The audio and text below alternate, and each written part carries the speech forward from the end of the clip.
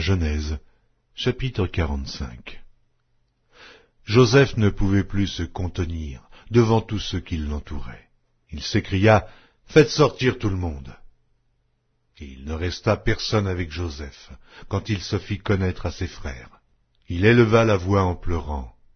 Les Égyptiens l'entendirent, et la maison de Pharaon l'entendit. Joseph dit à ses frères, « Je suis Joseph. Mon père vit-il encore ?» Mais ses frères ne purent lui répondre, car ils étaient troublés en sa présence. Joseph dit à ses frères, « Approchez-vous de moi. » Et ils s'approchèrent, et il dit, « Je suis Joseph, votre frère que vous avez vendu pour être mené en Égypte. Maintenant, ne vous affligez pas, et ne soyez pas fâchés de m'avoir vendu pour être conduit ici, car c'est pour vous sauver la vie que Dieu m'a envoyé devant vous. Voilà 2 ans que la famine est dans le pays, et pendant 5 années encore, il n'y aura ni labour, ni moisson. Dieu m'a envoyé devant vous pour vous faire subsister dans le pays et pour vous faire vivre par une grande délivrance.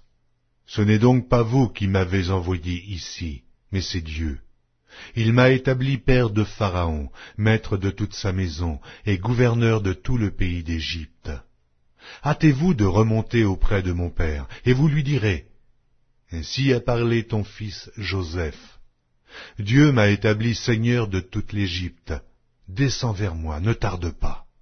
Tu habiteras dans le pays de Goshen, et tu seras près de moi, toi, tes fils, et les fils de tes fils, tes brebis et tes bœufs, et tout ce qui est à toi. Là, je te nourrirai, car il y aura encore 5 années de famine, et ainsi tu ne périras point, toi, ta maison, et tout ce qui est à toi. Vous voyez de vos yeux, et mon frère Benjamin voit de ses yeux, que c'est moi-même qui vous parle. Racontez à mon père toute ma gloire en Égypte, et tout ce que vous avez vu, et vous ferez descendre ici mon père au plus tôt. » Il se jeta au cou de Benjamin, son frère, et pleura. Et Benjamin pleura sur son cou. Il embrassa aussi tous ses frères en pleurant, après quoi ses frères s'entretinrent avec lui. Le bruit se répandit dans la maison de Pharaon que les frères de Joseph étaient arrivés, ce qui fut agréable à Pharaon et à ses serviteurs. Pharaon dit à Joseph, « Dis à tes frères, faites ceci. Chargez vos bêtes et partez pour le pays de Canaan. Prenez votre père et votre famille et venez auprès de moi. Je vous donnerai ce qu'il y a de meilleur au pays d'Égypte, et vous mangerez la graisse du pays. Tu as ordre de leur dire, faites ceci. Prenez dans le pays d'Égypte des chars pour vos enfants et pour vos femmes. Amenez vos pères et venez. Ne regrettez point ce que vous laisserez, car ce qu'il y a de meilleur dans tout le pays d'Égypte sera pour vous. » Les fils d'Israël firent ainsi. Joseph leur donna des chars selon l'ordre de Pharaon, il leur donna aussi des provisions pour la route. Il leur donna à tous des vêtements de rechange, et il donna à Benjamin 300 sicles d'argent et 5 vêtements de rechange. Il envoya à son père 10 ânes chargés de ce qu'il y avait de meilleur en Égypte, et 10 ânesses chargées de blé, de pain et de vivres pour son père pendant le voyage.